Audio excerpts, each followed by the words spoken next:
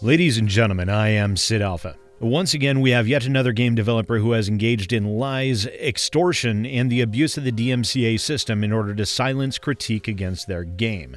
And when I think of what it takes to land yourself on the list of dirty devs, especially with this sort of behavior, I can think of fewer individuals more fitting than Varius Benson of Capital Gaming RP, the developer behind the as-yet-to-be-released early access title CivilContract, which is oddly enough listed as a single word on Steam. So before we get into the despicable actions this developer has taken, let's go through a bit of backstory on the game itself. A CivilContract is an MMO life simulator game that was apparently supposed to be released into early access per a March 21st video by BigfryTV. In some now deleted responses on the Steam discussions for the game, it was apparently supposed to be released on March 12th, to which the developers had responded that the game files were still being uploaded, which one would take to assume would mean that it would be released in a relatively short amount of time. However, here we are on November 20th, a full 8 months after the fact, and the game has still not been released and no new release date has been announced. Some other interesting peculiarities is that at one point in time there was a demo for the game that was available on the now non-existent website capitalrp.com, which linked to a Google Drive with a 20 gigabyte RAR file. But of course, since the website is no longer present, we can only view it in web archive forms such as Wayback Machine.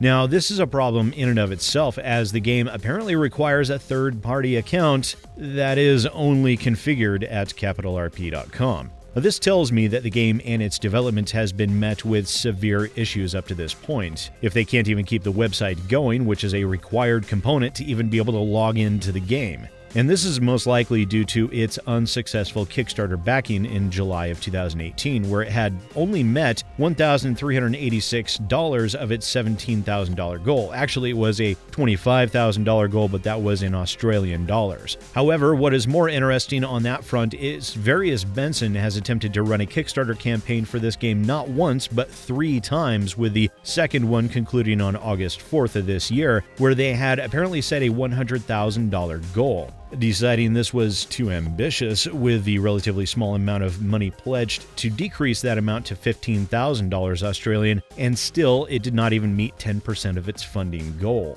And the demo itself, from what I saw of it in BigfryTV's March video, not that there was very much there at all in terms of a game, showcased how woefully incomplete this game was and how it was nowhere near ready for any sort of demo to even be released. In addition to BigfryTV's coverage, PsiSyndicate also covered the game no less than 4 times, where during the first video, PsiSyndicate called out the developer for donating on his stream to promote the game, and also called the developer out for view-botting during his live streams on the channel Lemon Rustic Computer Gamer. Sorry, I'm a Warhammer 40k fan, and my brain automatically tried translating that to Lehman Russ. Anyways, during the video CivilContract, another identity scam, the developer also attempted lying to PsiSyndicate, claiming he wasn't the person who was donating on his stream to signal boost the game, but it was a developer who was removed from the staff. Live on stream, PsiSyndicate confirmed with the user Vernatical that this person was indeed Varius Benson. In response to this, PsiSyndicate pulled up a promotional email that was sent to him from Varius Benson and then showed that the donations being made were from the exact same email. And I point this out because this seems to be a very common form of behavior with Varius Benson. And all in all, some relatively shady behavior, but trying to cover your own ass after you've been called out is simply just shady and not enough to warrant the label of dirty devs. However, recently Varius Benson reached out to PsiSyndicate telling him he wanted the videos deleted or he would issue DMCA strikes against PsiSyndicate's channel. The conversation continued with some rather imperious statements from Varius Benson, such as, "I have spoken, faith is in your hands," whatever the hell that means. Benson went on to say, "This takedown was placed 1 month ago and just came in. I enjoyed our last chat too, but what comes around goes around, and you attempted to ruin my dream project, so now I legit can ruin your YouTube career within one button." In the next screenshot, PsiSyndicate seemingly with both hands threw BigfryTV under a gigantic bus by asking why his video, which was the top search result, was still up, to which Benson replied that he was next.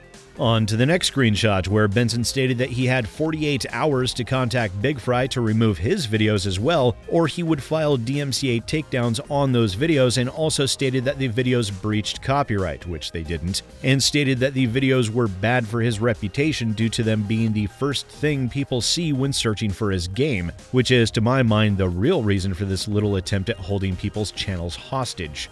Now let's move on to the conversation BigfryTV had with Buddy Boy Benson, where Benson claimed the videos breached copyright due to his re-uploading the trailer, which I have watched both of BigfryTV's videos on this game, and they met the very definition of fair use. In the next picture, we have Big Fry verifying the video in question, and then in the next one, Big Fry showed him a snip where Buddy Boy Benson had specifically asked him to feature the trailer on his channel, to which Benson claimed that wasn't his email, which takes us back to that little bit of a pattern we saw before about lying. BigfryTV asked him to confirm his email address, then showed another screenshot of an email being sent to Big Fry in July with a link to the trailer, which is the same email address minus the number 11 that was shown in PsiSyndicate's stream. BigfryTV then showed the same email that was used in the PsiSyndicate stream was present on the Capital Gaming RP's forums. And then Buddy Boy Benson decided to pull the ridiculous imperious tone yet again by stating, "24-hour takedown notice starts now." The conversation continued on for a bit, and it's clear that BigfryTV was having none of it. BigfryTV then released a video yesterday describing exactly what was going on, and as a result, this morning, BigfryTV received this message from Buddy Boy Benson stating that all DMCA strikes have been dropped because he didn't expect the backlash. And I do have to say, BigfryTV's response made my heart grow 3 sizes this day and matches my own sentiment precisely. Now, let's go back to this image where BigfryTV shows Varius Benson sending him the email specifically asking that BigfryTV feature the trailer on his channel, the one where Benson said wasn't his email. Now, I asked Big Fry to expand that email and send me a screenshot to verify the specific email address, which he kindly obliged. And the email address listed was capitalgamingrp@gmail.com. Now, Varius Benson claims this is not him. However, from the now non-existent website, the contact email was capitalgamingrp@gmail.com, and when you look at the gameplay or technical issues for CivilContract on Steam, the email address listed for the developer is capitalgamingrp@gmail.com. So I think it's relatively safe to say that Buddy Boy Benson, in addition to being an extortionist, is a goddamn liar. Now let me explain something to you, good buddy Benson. When you reach out to a games critic asking them to cover your game, that is not even granting them an implied license to do so, it is explicitly granting them permission to create a standard video on their channel to cover your game. And that doesn't even bring fair use into it. The copyright was not violated. Fair use very much applies, and this developer blatantly ignored that reality simply because he didn't like the simple fact that the content creators he tried to get to cover his game decided to do so, and then they didn't very much care for it. Tough. Them's the breaks. That does not give anyone the right to take the DMCA and use it as a sword of Damocles to hold over those creators' YouTube channels. And to do so in such an arrogant and imperious manner all the while is just so disgusting to see. Buddy Benson is so full of himself and so full of his substandard game that he can't see the forest for the trees. Didn't want the drama? Didn't expect the backlash? What in the hell did this guy think was going to happen? Perhaps he was so emboldened by PsiSyndicate's willingness to just roll over and die that he honestly believed that BigfryTV would do so as well. And don't worry, I have some choice words for PsiSyndicate as well. I'm not finished with him yet. Varius Benson has failed to take into consideration one very simple thing. A good developer, hell, a decent human being, would not behave in this manner. They wouldn't lash out against negative critique. They would take that information as a case study to determine in what areas the game is weak and then attempt to improve upon them. Maybe, after some toil, some good old-fashioned elbow grease and hard work, they would be able to improve upon their game, make it better, make it something they could be even more proud of, and by extension be a game that people would, perhaps be more willing to buy. Then perhaps they'd be able to circle back to those critics and say, hey, I saw the things you pointed out in your video and I worked really hard to improve the game based on your feedback. Maybe I could get you to take another look. And you know what they would do? In many cases, they would only be too happy to oblige. Because who doesn't like a rise from the ashes success story? Who doesn't like a redemption arc? Ultimately, it would be good for the critic because they would be able to give someone congratulations for working hard to correct their game and make it into something the critic would want to promote to their viewers. But not Buddy Benson. No, he sees these videos as an attack. He thinks this subpar collection of barely functioning assets is already the greatest thing in the world. Well, they have a word for that in this day and age: delusional.